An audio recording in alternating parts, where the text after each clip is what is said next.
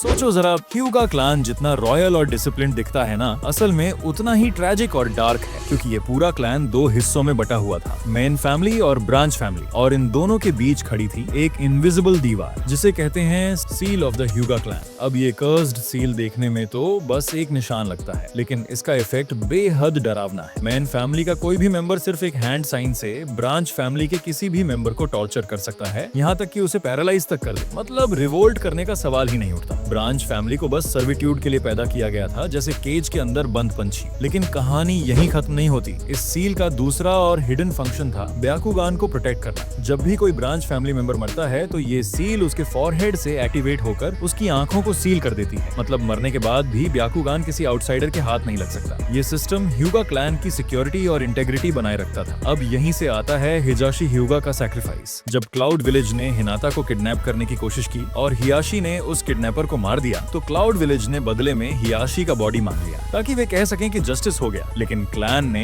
एक प्लान बनाया। हियाशी की जगह उसके ट्विन ब्रदर हिजाशी को दे दिया, क्योंकि हिजाशी ब्रांच फैमिली का था और उसके पास वो कर्स्ड सील थी। मतलब अगर उसका बॉडी भी क्लाउड विलेज ले जाए तो उन्हें ब्याकुगान कभी नहीं मिलेगा। और ट्विन्स होने की वजह से क्लाउड विलेज को फर्क भी नहीं पता चला कि असली कौन था। अब देखो असली कॉन्ट्रडिक्शन कहाँ आता है। जब नेजी वॉर में मरा तो उसका फोरहेड सील धीरे धीरे फेड हो गया, सिंबलाइजिंग कि वो अब फ्री हो चुका है। लेकिन बाद में जब हिजाशी को एडो टेंसे के जरिए वापस लाया गया तो उसके फोरहेड पर वही कर्स्ड सील अब भी मौजूद थी। अब सवाल ये उठता है, अगर डेथ के बाद सील मिट जाती है तो फिर डेड होकर भी हिजाशी के पास वो मार्क क्यों था? फैंस ने इस कॉन्ट्रडिक्शन को एक्सप्लेन करने की कई थ्योरीज दी हैं। कुछ कहते हैं हिजाशी का सील बस एक विजुअल रिप्रेजेंटेशन था, क्योंकि वो एडो टेंसे फॉर्म में था। मतलब एक्चुअल कर्स काम नहीं कर रहा था, बस उसका निशान उसकी सर्विट्यूड को दिखाने के लिए रखा गया था। लेकिन सबसे पावरफुल थ्योरी ये कहती है हिजाशी कभी सच में फ्री हुआ ही नहीं। वो अपनी मौत को भी ड्यूटी समझकर मरा, ना कि अपनी इच्छा से। उसने खुद को ये सोचकर धोखा दिया कि वो सैक्रिफाइस कर रहा है, लेकिन असल में वो सिस्टम के कंट्रोल में ही मरा था, इसलिए उसका सील कभी गायब नहीं हुआ। वहीं नेजी ने हिनाता को बचाने के लिए अपनी जिंदगी दी, अपने दिल से, अपनी चॉइस से। वो अपनी मौत से फ्रीडम महसूस कर रहा था, इसलिए उसका सील फेड हो गया। तो अगर सिंबलिज्म की नजर से देखो, हिजाशी की मौत थी ओबीडियंस की, लेकिन नेजी की मौत थी लिबरेशन की। और शायद इसी वजह से एक का निशान मिट गया और दूसरे का हमेशा के लिए रह गया।